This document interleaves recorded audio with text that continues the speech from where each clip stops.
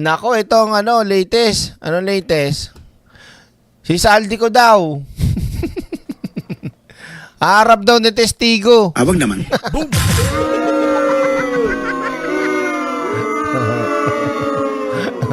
Ito. Pakita ko sa inyo wait lang Saldi ko. Haharap na testigo ng mga maghahain ng impeachment complaint. Sabi sa balita. Ito.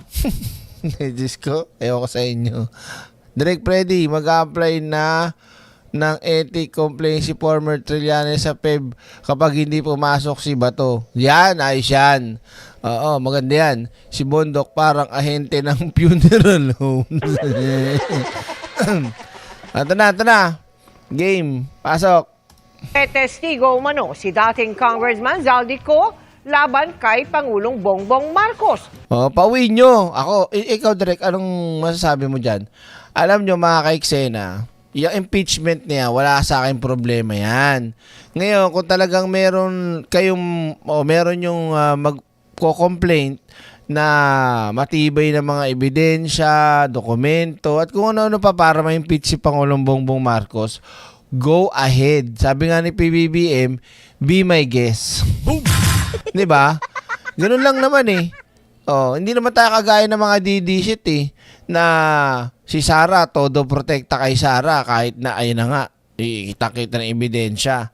Talagang binabaligtad at pinipihit lahat para maging lumitaw lang talaga na malinis si Sara. Di ba? Si Pangulong Bongbong Marcos, walang pakialam. Bahala kasi mag-file kayo dyan. Palabasin nyo na yan, agad-agad, si Saldi ko, magkaalamanan. Kung umusad ang ikatlong impeachment complaint, pinag-aaralan namang sampahan ng reklamo ang Secretary General ng Kamara dahil sa hindi pagtanggap sa dalawang impeachment complaint. Nakatutok si Tina Panganiban Perez. May pasabog daw na testigo. Pasabog. Ano na naman to? Nag-ano na naman to? Si Defensor pa. Maniniwala kayo dyan kay Defensor. Pasabog. Ito si Kati Binag. Pasabog. Boom! Si Kati Binag, sabog na yan. Oo. Bahala kayo. Testigo ang grupo naghain ng ikatlong impeachment complaint laban kay Pangulong Bongbong Marcos. Tingnan mo yung itsura ng isang abogado ito. Grabe, no? Para may karga. Ano kaya karga niyan? Ito. Hinahanap ko. Wait lang. Teka. Hanapin ko nga yung na-save ko na wait lang. Nag-send na naman si DJ Byron. Wait lang. Dito muna ako, DJ Byron Ako nakikinig ka dyan. Hinahanap ako Nandiyan ba? Wait lang Nawala kasi yung Ito ba yun? Hindi. Asa na ba yun? Wait lang Kung hindi yan Sa makikita yun, itong abogado na to, meron tong video na nakaganyan siya ng kuha, di ba? Kung ganun yung mata Kung may karga, pati yung ilong, busalsal na nakaganon Di ba? Sino ba tong isa? Ito si Bobby Paras ba to? Isa rin tong fake news tong hayop na to. Sino pa? Lahat yan. Gito rin natin. Saldico is willing to testify on our behalf. Boom! Isaldi ko, nakausap nyo man dong. Alam nyo, ako pakiramdam ko lang to, di ko sinasabing totoo. This is my, tawag dito, sapantaha, ganyan. Ang mangyayari nito mga kaiksena, sinasabi nila na titistigo si Saldi ko, pero wala. Para lang lalo nilang magpagmukaing malakas kuno yung kanilang i-complaint na impeachment para makapag-file, ganun. Para tanggapin, ganyan. Pero sa totoo lang, titistigo. Di sana, dun pa lang sa paglalabas nyo na paglalabas ng video ni Saldico na ngayon nawala na bigla, 'di ba? Sunod-sunod naging parang drama series yung paglalabas ng Pasabog Kuno na hindi pumatok kasi nga walang katotohanan. 'Di ba? Direk pakibati ang brother-in-law ko ng happy birthday niya dito ngayon at bukas sa Amerika. B-day niya si Kosa John Nicolas. Nurse siya sa Amerika. Shoutout po and happy birthday sa inyo. Enjoy your day. At magpakalasing ka kung ikaw ay manginginom. Kung hindi naman, mangangain ka, magpakabusog ka. Magpakantong ka na sa mga kaibigan, mga kasama mo dyan sa ospital. At ingat kayo dyan. Happy birthday, John Nicolas. Tuloy tayo. Game. Doon sa graft and corruption issue at sa lahat na nalaman niyang bigay ng pera maging yung pag-aayos ng budget hindi ang program allocation.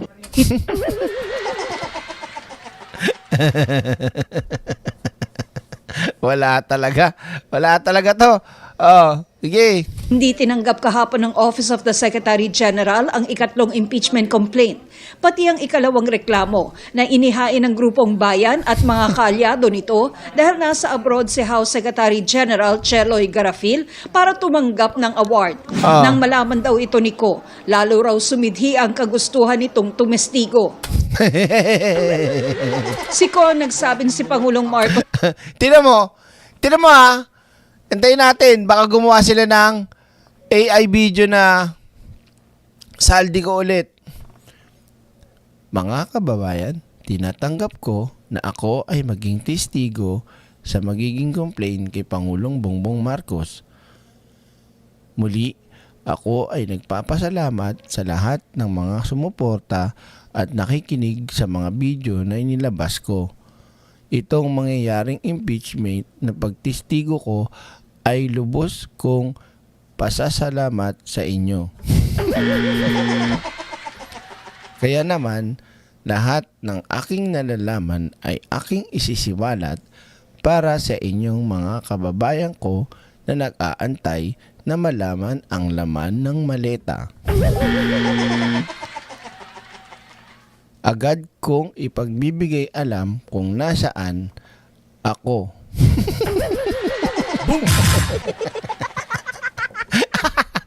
Nai-imagine ko, maglalabas na naman ng AI video yan. Sasabihin yun, magandang araw mga kababayan ko, ako si Saldi mo. Hayop.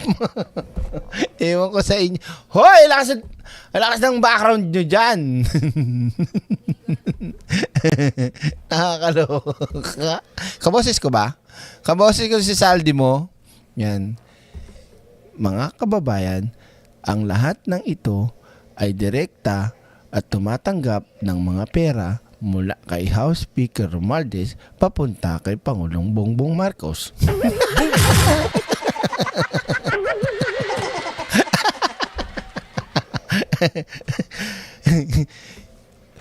At yung pagbili ng bahay dito sa may Forbes Park. Hoy, ilabas nyo na ha. Maglabas na kayo ng bagong video ha. Inaantay na namin. Di ba? Yung pagsasalita ni Saldico, ewan ko lang ha. Wala eh. Ilang videos ba naman yun para hindi mo matatandaan? Share ka sa akin, di ba? Tawag dito. Tuloy tayo. Ano daw? Game. Marcos umano ang nag-utos ng budget insertions na nagkakahalaga ng 100 billion pesos sa 2025 budget. Pero tumanggi ang grupong idetalye kung paano sila nagkaroon ng komunikasyon kay Ko.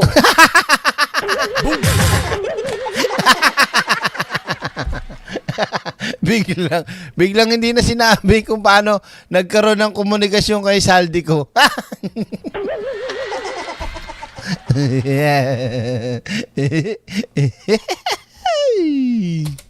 Nung malaman ni Saldico na mag-file ng impeachment complaint at lalo malaman niya na pinlock, he is willing to testify Pag nakita mo ang ganitong mata ni Depensor, siguradong nagsisinungaling siya.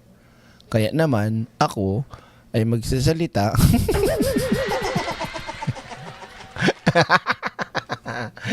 nung malaman daw. Walang Diyo. Halatang halata sa mata niya, oh, tsaka yung way ng pananalita niya. Talaga? Paano mo naman nasabi na lalong nagsusumidhi ang damdamin ni Saldico? Wow, ah. Kung talagang totoo mga ka-eksena na nagsusumidhi ang damdamin ni Saldico na gusto niyang mapatunayan yung sinasabi niya, hindi na para padaanin pa dyan. Dumiretso ka, umuwi ka eh. Diba? Kasi wala namang mangyayari. Ikaw ay makukulong, Saldico. Involved ka, tandaan mo yan. Diba? Gamitin natin yung common sense mga ka-eksena. Kung halimbawa, pagpalagay na natin, na dawit nga si PB, kunyari lang, 'di ba? Lalo na si Saldico. So si Saldico sigurado wala nang kawalayan, 'di ba? Ano man ang mangyari, kung gusto mo malinaw ang lahat, kahit mag-state witness ka pa, damay ka pa rin, 'di ba? Umuwi ka na. Wala rin mangyayari sa iyo eh, 'di ba? Kung gusto mo masabi ang lahat ng katotohanan, umuwi ka. Kulong at kulong pa rin bagsak mo, at least madamay mo yung dapat na madamay kung sakali, di ba? Yung totoong mastermind. Bakit hindi pa rin umuwi? Di ba? Bakit sasabihin pa, lalong tumidhi ang sidhi ng damdamin? Pati feelings ni Saldi mo, alam mo rin, Depensor? Tanginumin mo naman, ang tindi mo rin talaga umimbento, eh, no? Ang hirap talaga mga ka-eksena, hindi ka panipaniwala yung kwento nito ni kaya nasasabi ko kanina, paraan lang to para mambluff ni Depensor para sa impeachment nila, magmukhang malakas kahit malabnaw. Gets nyo? Ganun lang po yun mga ka-eksena. Ganyan naman ang galaw talaga ng mga DD shit, diba? Mag-imbento, magsinungaling, diba? Gumawa na istorya. Basic. To enhance the impeachment complaint we have filed. Ang sabi niya, noon nga sa Senate, gusto na niya sa Blue Ribbon Committee. Kita nyo mga ka-eksena? Sinungaling to mga ka-eksena. Doon pa lang daw sa Senate. Diba? Wala. Nag-iimbento lang. Sinungaling. Ang sabi niya, noon nga sa Senate, gusto na niya sa Blue Ribbon Committee. Hindi siya pinayagan. Hindi siya pinayagan. Paano siya magtetestigo sa malayo? Hindi nga malaman kung talagang siya yun eh. Diba? Kumbaga, hindi talaga maano kung legit ba talaga yung mga pinagsasabi niya, kasi kwento lang nga yun mga ka-eksena. Walang sinumpa ang salaysay, walang kahit anong panunumpa. Wala, di ba? Hindi under oath yun. Paano mo paniniwalaan testigo yung hayop na yun? Inaasahan namin na dito sa impeachment complaint ay papayagan siya mag-testify. Masusi na rin daw nilang pinag-aaralan ang pagsasampa ng reklamo laban kay Garafil. Pag nagkakaisa kami, and this is a warning to the Office of the Secretary General, that we will file against a case against the office. May constitutional violation si Secretary General Garafil. Kaya whether we left a copy or did not, we already tendered the submission of our complaint. Now the ball is in the hands of Garafil, and we will file charges against her. Sa ngayon, iisang impeachment complaint pa lang laban sa Pangulo ang opisyal na natanggap ng Office of the Secretary General at na-transmit na sa Office of the Speaker. Ito ang unang reklamong inihain ni Attorney Andre De Jesus. The De Jesus impeachment complaint is a scam. It does not only involve the Secretary General's office, it involves the leadership of the House and the President himself. Sinisikap namin makuna ng pahayag ang House Secretary General at si House Speaker Faustino D. III. Nasabi naman ni De Jesus noon na hindi niya inihain ang reklamo para protektahan ang Pangulo at meron daw siyang mga ebidensya.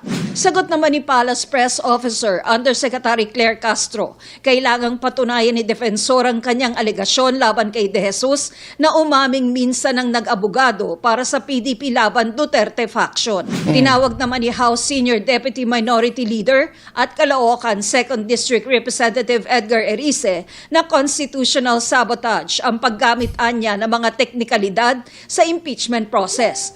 Ginagamit daw ang isang mahinang reklamo para mapigilan ang paghahain ng iba pang reklamong malakas at mas pinaghandaan. Naniniwala naman ng isang taga-House Committee on Justice na dapat ay tanggapin ng Kamara ang lahat ng ihahaing impeachment complaint. I think we should accept any and all impeachment complaints para at least hindi masabi ng taong bayan na sa filing pa lang pinoprotektahan na yung presidente. Ngayong hawak na ng Office of the Speaker ang unang impeachment complaint, pagbalik ng sesyon sa Lunes, merong 10 session days ang Speaker para maisama ito sa order of business. Pagkatapos, may 3 session days para ma-refer ang reklamo sa House Committee on Justice.